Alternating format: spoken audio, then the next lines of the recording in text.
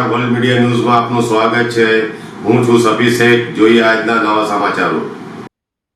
ભરૂચ તાલુકાના મનુબર ગામમાં તસ્કરોનો આતંક સામે આવ્યો છે। મનુબરની આફરીન એપાર્ટમેન્ટમાં તસ્કરોએ ઘરમાં ચાલતી દુકાનને નિશાન બનાવી અંદાજે ₹40,000ની ચોરી કરી હોવાનો આક્ષેપ છે।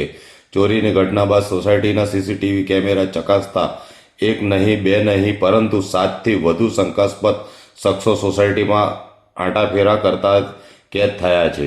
સીસીટીવીમાં કેટલાક શખ્સો ચહેરા ઢાંકીને સોસાયટીમાં ફરતા અને મકાનોની આસપાસ નજર રાખતા જોવા મળી રહ્યા છે।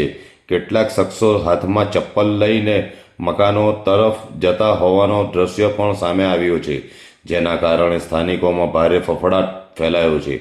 મનુબરની આફરીન એપાર્ટમેન્ટના મકાન નંબર 37માં દુકાન ચલાવતા પરિવારને ત્યાં તસ્કરો હાથફેરો કર્યો હોવાની માહિતી સામે આવી છે।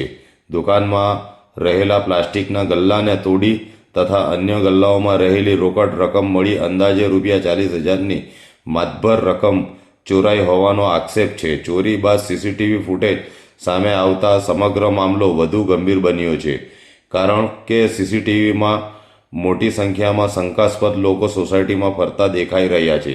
એક સમયે એકથી વધુ શખ્સો મકાનોમાં પ્રવેશનો પ્રયાસ કરતા હોવાના દ્રશ્યો પણ કેદ થયા છે।